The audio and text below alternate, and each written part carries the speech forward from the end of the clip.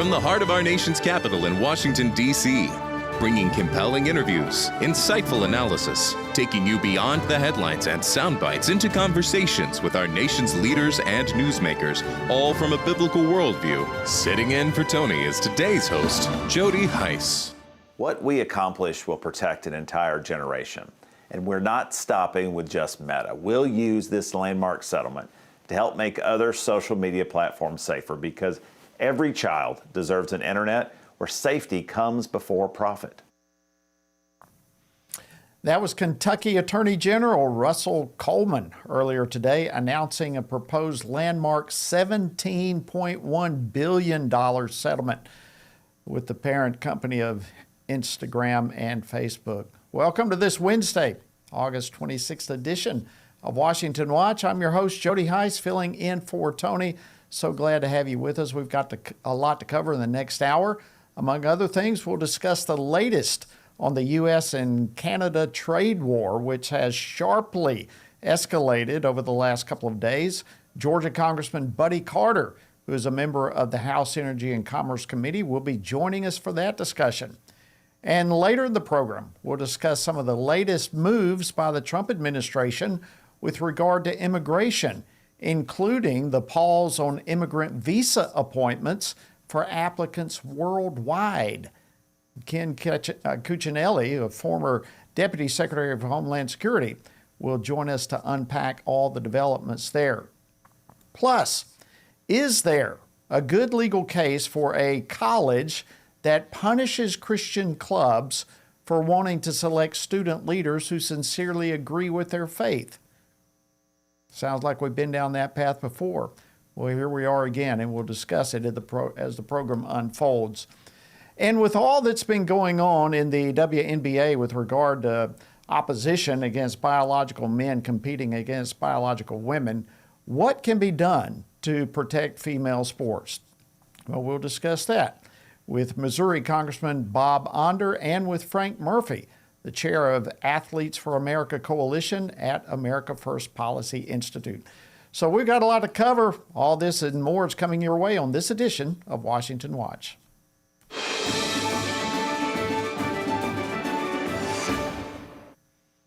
Let's begin with the results of yesterday's elections, and joining me now to fill us in is Washington Stand reporter Casey Harper.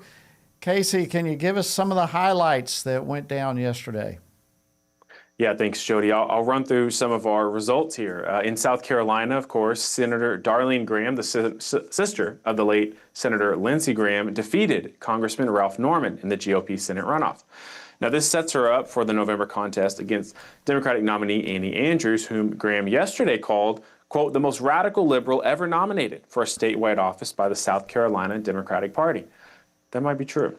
Here is what Senator Graham said yesterday in her victory speech. Tonight is a great victory, but it's not the finish line. In fact, it is the starting line for an even bigger fight which lies ahead. We learned earlier today that my Democrat socialist opponent is launching a massive advertising effort tomorrow morning funded by a blue wave of cash from outside South Carolina. So we don't have time to waste. Now we can head west to Oklahoma, where Democratic Socialist Nikayla Jasmine Thomas beat Jim Priest in the Democratic Senate primary runoff there. She'll face Republican Kevin Hern in November for Oklahoma's open U.S. Senate seat. Meanwhile, former state Senator Mike Mazzei beat state AG Gentner Drummond in the GOP gubernatorial primary runoff. He'll face the Democrat candidate Cindy Munson. Now over in Georgia, back east, Everton Blair defeated Marcy Scott in the 13th Congressional District special election runoff. Blair will serve the remainder of the term of the late Georgia Congressman David Scott, who passed away in April, Jody. Well, Casey, it really is concerning. I have to say how many Democratic socialists continue to score wins in their primaries all across the country. Say the very least. It's going to be very interesting to see what happens in November. But turning now to a major announcement that took place today, there was a historic settlement, a landmark case against Meta Platforms, the owner of Instagram and Facebook. What can you tell us about that? Well, according to today's announcement, Meta has agreed to pay $17.1 billion with a B, as well as add child safety measures to their Facebook and Instagram platforms to resolve these claims that were filed by 47 states. Now, the states, of course, with places like DC, Puerto Rico, and American Samoa, accused Meta of designing Instagram with addictive features and knowingly exposing young users to serious mental harms, while intentionally misleading the public about the safety of its platforms, among other things.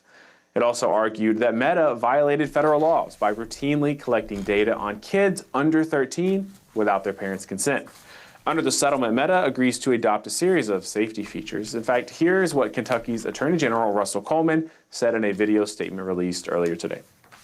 We settled this claim because the outcome was even better than what we would have achieved at trial. Meta will create daily time limits and nighttime access restrictions. Parents will have the ability to silence distracting notifications during those important school hours and limit how much time their teens will stare at their screens. These are significant changes that will keep your kids and mine safer. Now, the trial against Meta had kicked off last week in Oakland, but at $17.1 billion nationwide, today's announced settlement is the largest state consumer protection settlement in history outside those big tobacco settlements in the 90s, Jody. All right, well, before I let you go, Iran, it's in the news every day. What's the latest developments with that situation? Sure. Well, Iran and Oman are reportedly still working on the details of an agreement on the Strait of Hormuz. Now, Iran's Revolutionary Guard claims that the U.S. is standing in the way of finalizing that deal. Instead, the strait would remain closed until D.C. accepts Tehran's conditions, i.e. dropping their maritime blockades, lifting those economic sanctions, and returning to the prior agreements they had. Now, yesterday, Secretary of State Marco Rubio reportedly told allies that the U.S. does not currently expect to launch new strikes against Iran and would instead focus on this economic pressure approach and focus on restoring shipping through the Strait of Hormuz. But Rubio did not rule out U.S. military action if Iran initiates new hostilities, Jody. All right, Casey, as always, thank you so much for getting us kicked off today. We appreciate the headline news. I want to switch over now and get a congressional perspective on the tariffs that Canada is imposing on $20 billion worth of U.S. goods. That took place yesterday, and the president's threat to impose at the same time new tariffs on China. And joining me now to discuss this and more is Georgia Congressman Buddy Carter. He represents the 1st District in Georgia, and he's also a member of the House Commerce, Energy and Commerce Committee. And he's a member of the Budget Committee as well. Good friend, Congressman Carter. Welcome back to Washington Watch. Thanks for joining me. Oh, always a pleasure to be with you, Jody. Thank you for having me. All right, let's start. I'd like to get your reaction to Canada's retaliatory tariffs, dollar for dollar, $20 billion on U.S. imports. Well, you described it accurately. Canada, instead of negotiation, chose retaliation. And it's baffling why they would do this. You know that America is Canada's greatest trading partner. Almost 3/4 of their products, of their goods, come to America. And that's why they need us. They need us a lot more than we need them, and they need to understand that. And it's a shame that they were offered a preferential market more so than any other country in the world. This would have been the best deal of any country that the United States has offered a trade deal with. And they instead, as I say, chose retaliation instead of negotiation. And now we've got a mess on our hands. I'm confident the president can get it worked out. We all know he's a great negotiator. He's probably the best negotiator ever. But at the same time, it's disappointing that Canada did not realize what a great deal they were offered in the first place. And it's disappointing that they have decided to retaliate in the way that they have. There's a number of people, analysts, who are saying that a prolonged trade dispute ultimately is going to raise costs for American businesses and consumers. What do you say to that? Is that an accurate assessment, you think? Well, it's certainly not going to help. We understand that. And yes, there may be some short-term pain associated with this. But look, we've got Canadian companies that are relocating to America already. Many companies are doing that, and we need to make sure that we continue that. That is one of the president's primary objectives, is to try to get manufacturing back here in America. And he's been successful with that. Trillions of dollars have been invested in this country as a result of the efforts of this administration. And Canada needs to understand that this president is serious about what he's doing here. This is not something that they can beat us in. They need us. We are we are the flow of money for them. We are their economic oxygen, if you will. Their economy depends on the United States and our market. And, beyond what's happening, the fight with Canada, the administration is also at this point threatening new tariffs on goods coming out of China. What do you think of that? Well, again, here's a situation where China is playing havoc with the greatest market that there is in the world. I mean, if China does not have this opportunity to trade here in America, China is going to be in a lot of trouble. And this is an example of the president negotiating from a position of strength. He understands that China needs us, and he's doing that. For too long, we've experienced what China has been doing, where they've been supplementing businesses, where they've been using cheap labor. All of those things have got to end, and that's why this president is doing this, and I applaud him for that. It's high time that we called their hand on this, and that's what the president is trying to do. I want to shift a little bit. You're, of course, a pharmacist. I want to get your reaction to prescription drug prices, which are dropping, by the way, everything from weight loss medications, fertility drugs, inhalers, insulin, cholesterol stuff, dozens of other drugs, high costs and so forth coming down. How can Congress step in, do you think, or is there a place for Congress to step in and to help further expand some of these critical medication costs? Well, there is a role Congress can play, and we've actually been very active. If you'll remember back to the Consolidated Appropriations Bill of 2026 that we passed in January, we actually had the most significant reform to pharmacy benefit managers, PBMs, that we've ever had. Instead of them getting a percentage of the drug now, we delinked it to where they'll only get a flat fee. That's bringing prices down. We also make sure that they're having more. We're also making sure that we've got more transparency.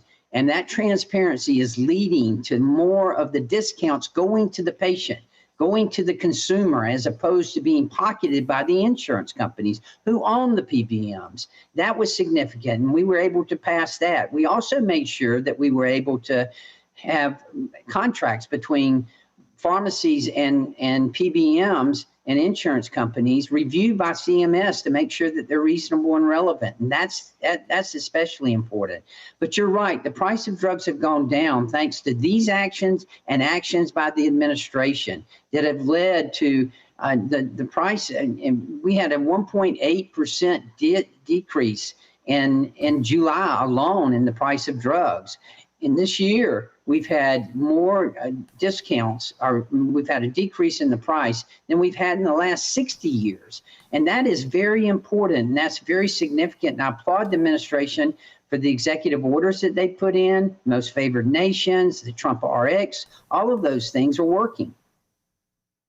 Well, I want to thank you so much for joining us today, Congressman Buddy Carter from Georgia, for breaking some of this down. Lot of issues happening, I know, when Congress gets back, including dealing with the climbing debt. But thank you for your input. Coming up, former Homeland Security official will join us to break down loopholes in the immigration and the implications that may have. So stay with us.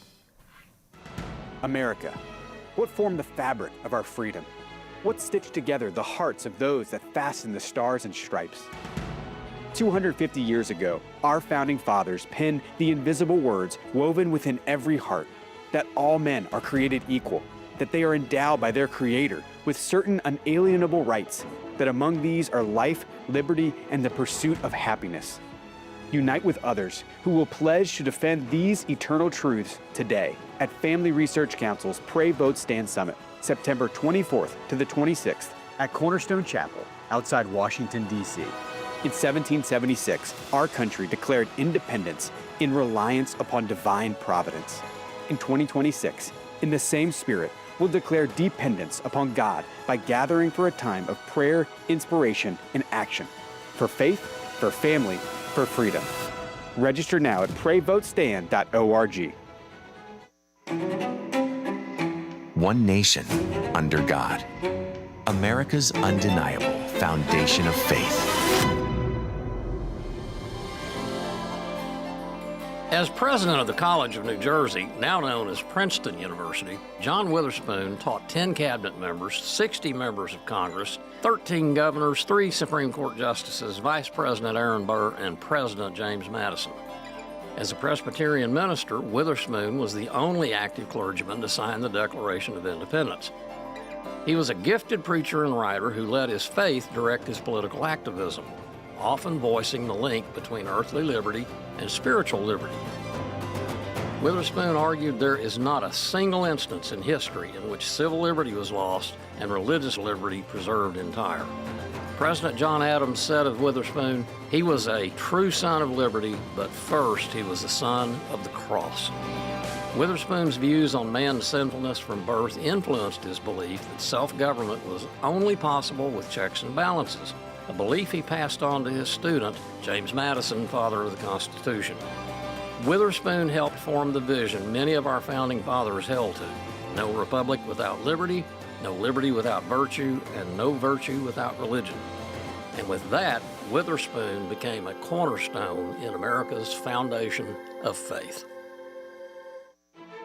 Looking for a trusted source of news that shares your Christian values? Turn to the Washington Stand, your ultimate destination for informed, faith-centered reporting. Our dedicated team goes beyond the headlines, delivering stories that matter most to believers. From breaking events to cultural insights, we provide clear, compassionate coverage through a biblical lens. Discover news you can trust at the Washington Stand, where faith and facts meet every day.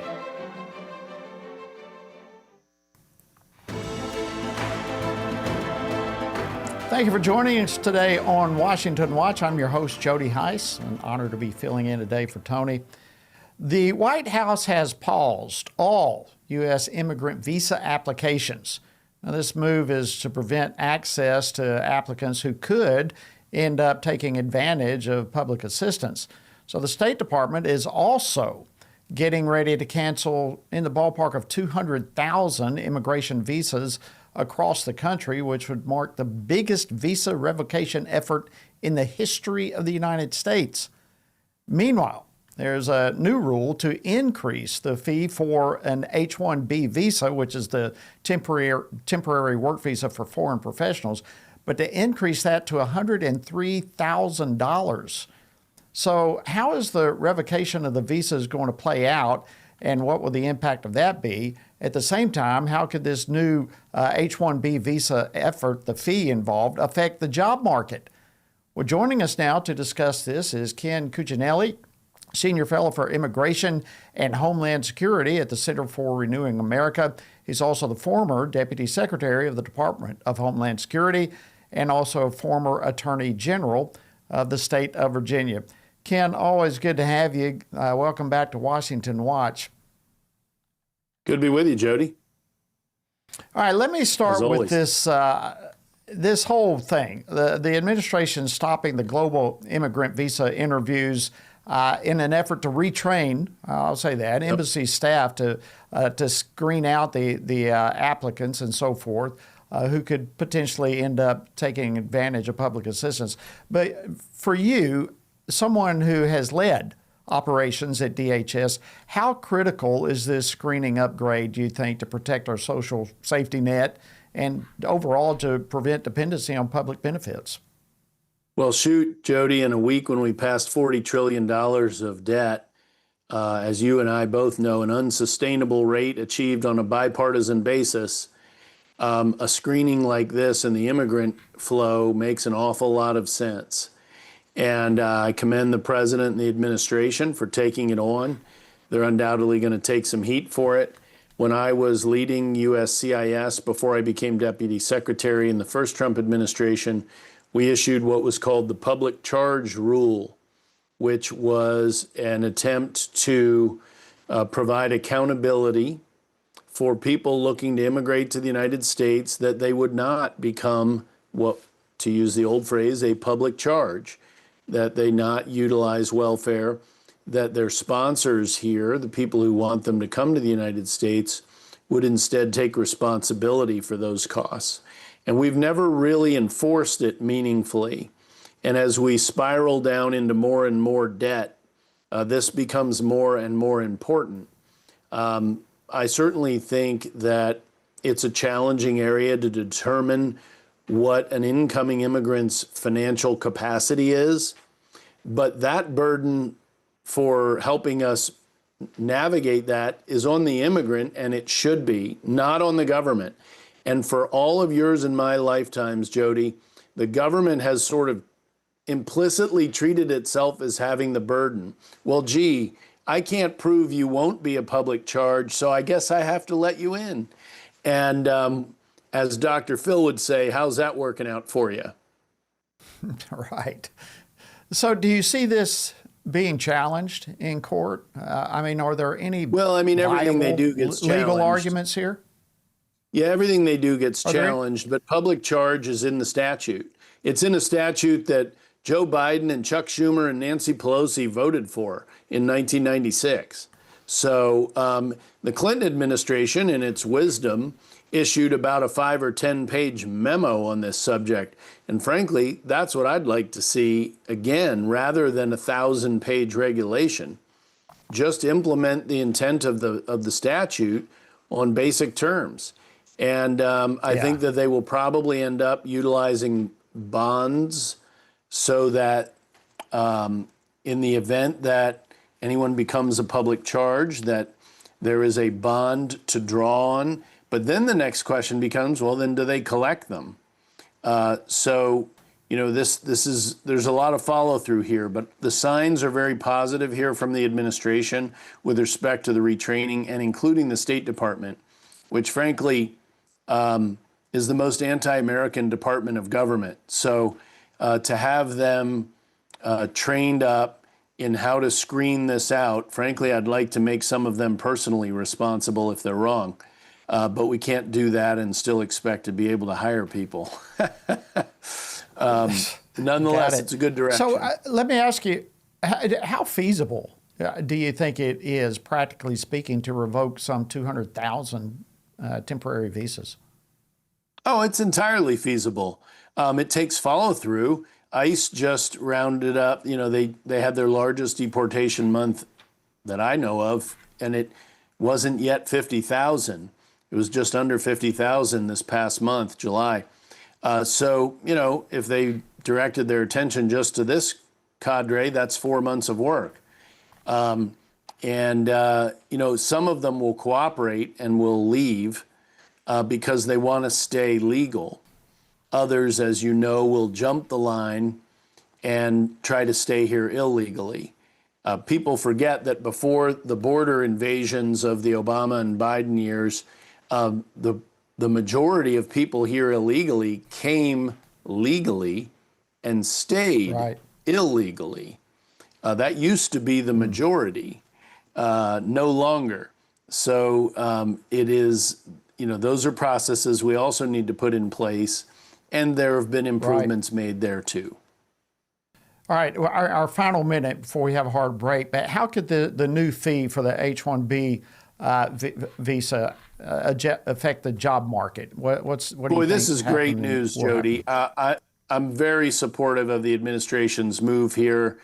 First of all, understand that USCIS, the legal immigration agency that handles asylum and refugees and all the legal immigration and has to deal with the paperwork of illegals, has a budget of around $6 billion. 96% of that budget is funded by immigrant visa fees. This is not taxpayer funded. So first of all, these H-1B fees are going to fund USCIS, and that means the American taxpayers won't. Second, because of the steep price of these visas, they will finally impose a real cost on companies to make the choice between really pursuing an American worker who can fill that role or going out and bringing in a foreigner. And Americans, middle-class Americans, needed this fee boost We've got to to wrap increase it their up job right prospect. there. Ken Cuccinelli, former Deputy Secretary, Department of Homeland Security. Stay more. We've got a big religious liberty case in New York. We'll cover it next. When in the course of human events it becomes necessary for one people to dissolve the political bands which have connected them with another, and to assume among the powers of the earth the separate and equal station to which the laws of nature and of nature's God entitled them. A decent respect to the opinions of mankind requires that they should declare the causes which impel them to the separation. We hold these truths to be self-evident. That all men are created equal. That they're endowed by their Creator with certain unalienable rights. And among these are life, liberty, and the pursuit of happiness. That to secure these rights, governments are instituted among men, deriving their just powers from the consent of the governed. Happy 250th. Happy 250th. Happy 250th. Happy 250th birthday, America. May God bless America. Stand on the Word is a simple yet powerful daily Bible reading plan designed to center our hearts, homes, and culture on Scripture. This free resource invites you to read a couple chapters a day to grow in biblical understanding and be equipped to frame current events through the ever-relevant lens of Scripture. Stand on the Word is transforming how thousands engage with God's Word. We're enjoying, learning, and growing so much as a family with Stand on the Word. I like how you lay things out and dive deeper into each chapter. I am gleaning much critical political and cultural insight from a biblical worldview that is grounded in God's Word. This devotional study is phenomenal. It's like being in a small group every morning. Our lives are transformed, and we have shared everything you all do with others. Thank you. To join these and countless others, visit frc.org/Bible. The following segment of Washington Watch is underwritten by Patriot Mobile, a champion of First and Second Amendment rights, military, veterans, first responders, and a strong supporter of the sanctity of life. To learn more about Patriot Mobile's nationwide service across all 3 major U.S. networks, go to TonyPerkins.com. And welcome back to Washington Watch. I'm Jody Heiss filling in today for Tony, and this is our weekly Patriot Mobile segment. A major Christian student ministry has taken a public community college in upstate New York to federal court after they were stripped of official campus recognition. InterVarsity Christian Fellowship requires its leaders, those who lead prayer and worship and religious teaching, to sincerely believe and embrace that group's Christian beliefs. Well, that requirement cost the Christian ministry official recognition by SUNY Broome Community College. Well, it's incredible that we're dealing with this, but InterVarsity is asking the court to protect their First Amendment rights, arguing that religious campus groups must be allowed to choose leaders who sincerely align with their faith. And joining us now to discuss this is Colton Stanberry. He's counsel at the Beckett Fund for Religious Liberty, who's representing InterVarsity Christian Fellowship. Colton, welcome to Washington Watch. Let's start with just walk us through this case. Please, how is this conflict between the community college and this Christian ministry, how did it even get started? Yeah, well, thanks for having me on, Jody. It's an honor to be here. You would think it's a common sense concept that a Christian organization should get to have Christian leaders. But in InterVarsity, it's InterVarsity as an institution has been around for over 100 years, including in the United States. And they were praying about, where are new campuses where we can try to reach students with the gospel of Jesus. And so as they were in that prayer process, they felt the Lord highlighting SUNY Broome Community College. InterVarsity serves at Binghamton University just down the street, and they wanted to reach community college students as well. And so in that prayer process, they start a Bible study that grows to 12 students. They think, great, we should apply for official recognition so that we can get our message out better throughout campus and, we can reach these students more effectively. And like you said, they apply for a constitution. They've got this amazing student leadership team. And when they do that, the SUNY Broome administrators say, hey, everything looks good, but in your proposed constitution, you say that only people that agree with your statement of faith can be leaders in your chapter. And InterVarsity, it permits every student to come, be members, come and participate in Bible studies. They want everyone to come. But again, when it comes to those leadership positions, the people praying, the people teaching the Bible, they want those people to believe the same thing they do. They want those people to be Christians. And SUNY Broome's administrators wouldn't go along with that. And, after a back and forth process, trying to explain all of this to them of, this decision to have Christian leaders is protected by the First Amendment of the United States, federal regulation. The administrators doubled down and said, no, we're still not recognizing you. And so last resort was a lawsuit. So we filed that lawsuit on Friday, and we're going to be asking the court to let the student group proceed and be recognized in the interim. Colton, people have to be asking, why in the world is this happening in our country? We have a First Amendment which protects religious freedom, religious gatherings. How in the world is this happening? Yeah, one, it shouldn't, first and foremost, but I would say in the past 15 years, the Supreme Court has repeatedly stated that Christian groups should be allowed to select their leadership. Now, 16 years ago, the Supreme Court said that certain student group policies could discriminate against Christians, in that they could say, hey, you can't select leaders based on certain criteria. And so that's in the background of this case. We don't think it should actually apply, but I'd expect that SUNY Broome is going to say that ruling should overrule what the Supreme Court's done in the past 15 years. Well, why does the administration there at SUNY Broome believe that a Christian student organization should not be permitted to have faith-based requirements for their leadership? Yeah, quite frankly, Jody, I think it's nonsensical. So it'll be interesting as we proceed in the litigation. We might get more of their thinking, but we'll just have to see what they say about that, because I agree with you that, fundamentally, Christian groups should be allowed to have Christian leaders. So what are you going to be asking the federal courts? How is this going to be resolved? Yeah, so we're going to ask, the case could go on for a while, but we're going to ask the federal court in the Northern District of New York to, hey, as soon as we file the case, we're going to say, please allow the student group to go on campus immediately. And we're going to say several things for why they should do that. First and foremost, kind of what we've already been talking about, student groups that are religious should be able to select their own religious leaders. That rule shouldn't necessarily just apply to Christians either. I don't think anyone wants a Jewish leader for a Muslim student group. It's just the first liberty of our Constitution allows religious groups to select their leadership. We're also going to note, you can't condition, these student groups get amazing benefits. You can't condition benefits and discriminate and basically gerrymander out religious folks. So if you're going to give a benefit, you can't create rules that make religious people not allowed to do it. So we're going to ask the courts in New York to say that and let these students, minister to their fellow students and do their outreach in accordance with their faith.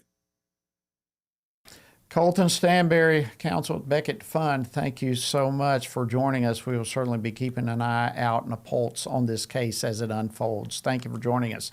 Coming up, we'll be joined by Missouri Congressman Bob Onder to discuss the WNBA's pro-LGBT and transgender policies and discuss why they are marginalizing Christian athletes. Stay with us.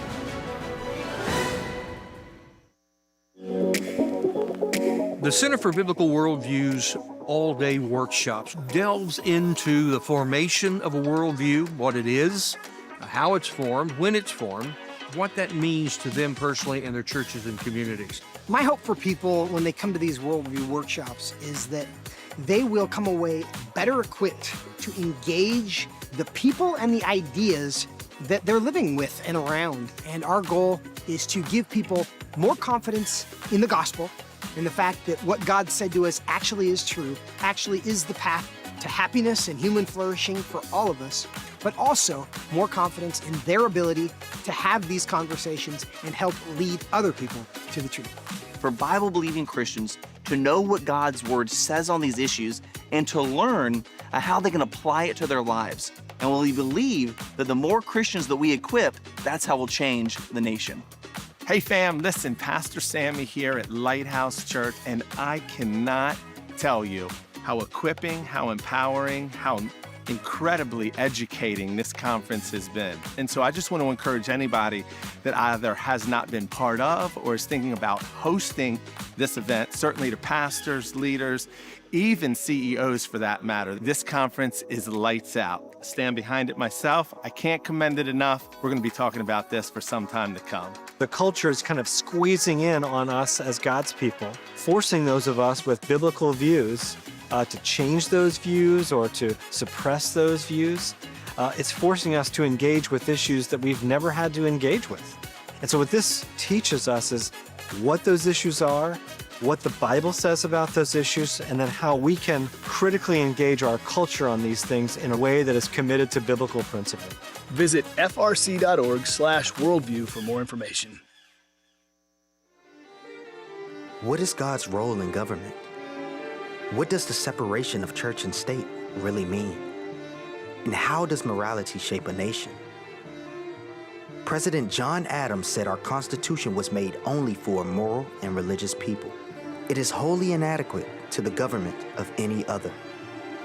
Join Family Research Council for God and Government, a powerful series that explores the connection between biblical principles and the American government, equipping you with truth to engage in today's most pressing debates.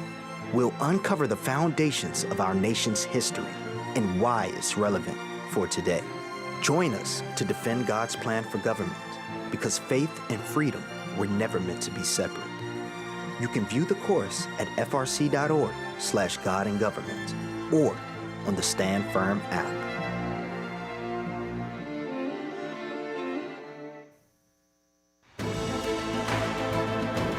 Welcome back to Washington Watch. I'm Jody Heiss, filling in today for Tony, and thank you so much for tuning in with us. If you've not already made plans to attend the upcoming Pray Vote Stand Summit, I want to urge you to do so right now. So it'll be taking place just next month, the 24th through the 26th of September, the Cornerstone Chapel, Leesburg, Virginia, just right outside of Washington, D.C. Go ahead now, get some more details and register right now. Text the word SUMMIT to 67742. We look forward to seeing you there for this life-impacting event.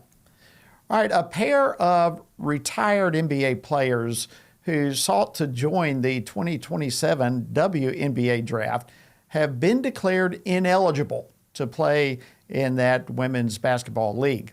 However, one of the players, Enes Kanter Freedom, is pushing back on reports saying that he's ineligible to play.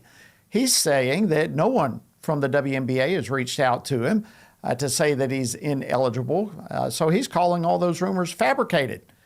And his draft declaration for the 2027 WNBA, it's essentially a protest. It's an effort to force the league to clarify its gender eligibility standards. And joining me now to discuss this is Congressman Bob Onder, who represents Missouri's 3rd District. He's a member of the House Committee on Education and Workforce. He's also a member of the Judiciary Committee. Congressman Onder, welcome back to Washington Watch. Great to have you. And boy, we've got a hot topic on our hands here. Yeah, it's great to be back, Jody.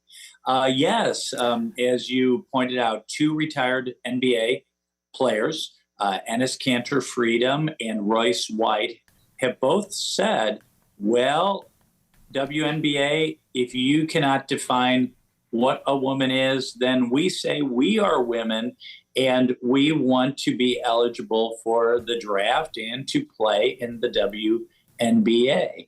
And of course, what they are doing is pointing out the absolute absurdity of allowing men to play in women's sports, sports where physical size, strength, muscle mass, quickness all play a very important role. No sport more so than in basketball. It is utterly absurd that you let men pretending to be women play. But if those are your rules, WNBA, we would like to play. And that's where we are right now. It appears that perhaps what happened is the WNBA, without telling Ennis, they leaked to media outlets that they weren't going to consider him eligible, presumably because he's not, quote, sincere. But what does that mean? There have been so many frauds pretending to be women participating in women's and girls' sports. It's utterly absurd. Yeah, and a lot of this really was escalated after Sunday night, an incident at a WNBA game where Freedom was removed from the stands. There was some sort of altercation with a player, but he believes that the altercation was triggered by a shirt that he was wearing that said across, I've seen it, it says woman, noun, adult, human, female. Your reaction to all of this? Yeah, well, of course, Cantor Freedom was giving the NBA there on his T-shirt the solution to their dilemma. If you don't want me to play in the WNBA, just define what a woman is, which is an adult human female. And he was wearing that shirt. He presumably bought a ticket and had every right to be seated where he was. But then one of the players, Natasha Cloud, had a conniption fit and started, yelling at him and so on. And then, of course, the ushers removed Freedom. So again, the height of absurdity that the WNBA is trying to have it both ways. They're trying to appease the woke crowd by not defining woman so that some fraud can come along and say, I've been taking some estrogen and play in the WNBA. But Cantor Freedom, who says he identifies as a woman, he can't play. So it just illustrates the utter absurdity and, of course, the utter unfairness to real women, to biological women, that they might that wokeness might force them to play with someone who is obviously physically advantaged the way Freedom and White would be. Yeah, and it's actually his shirt. What he had was the definition. I mean, you referenced that. It was a dictionary. It's a dictionary definition of woman. So really, I mean, we have the whole gender issue going on here, but this issue at this point also raises concern about free expression in public athletic venues, if nothing else. Yes, 100%. There was actually a case in, I'm from Missouri. There was a case in St. Louis at Busch Stadium, and someone was wearing a shirt. I believe it said something like "Women's sports are for women," and he was forcibly ejected from the game because he had a T-shirt with a political message. But there was actually a whole section of people waving around pride flags, which of course is a political message as well. So just like in animal farms, some animals are more equal than others. Some free expression is more equal than others. Preferred woke political speech is welcome and glorified, and traditional Christian conservative speech is suppressed. Once again, a sad day for our country when it comes to that. Yes, it is. And it may be that federal legislation has to get involved in this yet again. It shouldn't, but it should be pretty obvious, but perhaps it will. Let me ask you this before I let you go. The House Judiciary Committee recently approved the Chloe Cole Act. And of course, this whole thing inspired by an incredible young woman who underwent a double mastectomy at age 15, but deeply regrets all the physical and emotional consequences that took place from all of that. How does this bill protect minors by placing full civil liability on clinics and hospitals and those who perform these kind of procedures? Well, that's right, Jody. That's the approach the Chloe Cole Act takes. It imposes strict liability on those gender clinics, those quack doctors who would subject children to sex-rejecting procedures like puberty blockers, like wrong sex hormones, and like mutilating surgeries. And it would ensure that for not only during their childhood, but during their adulthood and a very long statute of limitations, that they could hold those who harmed them liable, and even liable for the cost of detransition. And we know recently in a settlement with the Justice Department, Texas Children's Hospital agreed to open the first detransition clinic in the country. It's becoming more and more clear to Americans that this gender ideology and this transgender industry is medicalized child abuse. We've got to stop it. And I really think that the approach that we passed out of judiciary, and I think I know that the approach that the Trump Justice Department likes is this approach of strict liability, which really no transgender clinic would open, no insurance company would write them insurance policies if they were if they faced the kind of liability that they need to face for harming children. So I'm looking forward to the Chloe Cole Act making it to the House floor and then on to the Senate. We're looking forward to it as well. Thank you, my friend, Missouri Congressman Bob Onder. By the way, if you would like to sign a petition to help push forward the Chloe Cole Act, we have a petition. You can get it and sign it by texting KIDS to 67742. That's KIDS to 67742. All right, I want to continue this conversation about the WNBA and their pro-LGBTQ transgender policies. And joining me now is Frank D. Murphy, former NFL player and chair of the Athletes for America Coalition and director of community impact at the America First Policy Institute.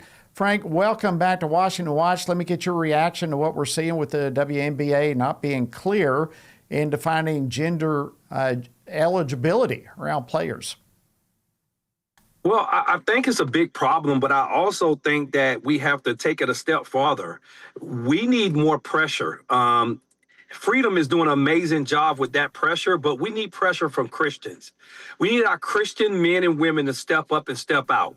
We need them to stand up for something in midterm. We need them to say, this is enough. Enough is enough, and we're going to go out and vote like we never voted before in the midterms to let our voice and our vote count. And I'm encouraging men, get off the bench. I have daughters. You may have a daughter. You may know somebody got a daughter. We need all men to get off the bench and get into the game. And that game is to protect our women. That's what we should be doing. It's time for us to stand up and step out. Because right now, what's going on in the WNBA and what they're trying to push is not going to stand very long. And I'm happy that Freedom is doing what he's doing. Now I love your passion and spot on. So you love what Freedom's doing. Let's go further into that. Give me your reaction exactly to what he's doing. You say what's needed is pressure. He certainly is putting pressure on the WNBA with entering the draft. Give me your reaction to what he's doing. Simple. What do the word woman mean? It's they need to define that. And if you can't define that, I'm sorry. We need to help you do that. And we can help you in many ways. We can explain to you what it can do to a woman if you let a man play in women's sports. We can help you with also showing you the word of God and show you where it stands and why it stands there to protect women. And we'll help you in such a way if you need to get help. Sometimes I feel like we forget that these women and men that go through these transitions and want to be something that they're not, they need help. Not just prayer, they need mental help. And I'm not saying that to be funny. I'm saying that because I care. And that's where we at with it. That's my thought on it. Well said. Let me ask you this. There's no question the Trump administration has definitely been supporting policies to keep biological men out of women's sports. But on the other side, the Democrats and league officials, or all of them, seem to be open to allow transgender and biological men who identify as women to continue participating in women's sports. So what else can your organization and the Trump administration do to address this issue? What needs to be done to put a stop to this? I said it before, and I'll repeat it because I think it means a lot to a lot of people. It's really when our church and our Christian organizations stand up, because we have churches on every corner. And we, as the church, and that's the people, stand up for our women and stand up for men and women's sports. When it starts right there and they stand up, then you will see a lot of people rethink this thing. But they're not going to rethink it when the numbers are not there. You got the Democratic Party that's going along with whatever opposite of what President Trump is doing. Everything that he does, they do the opposite.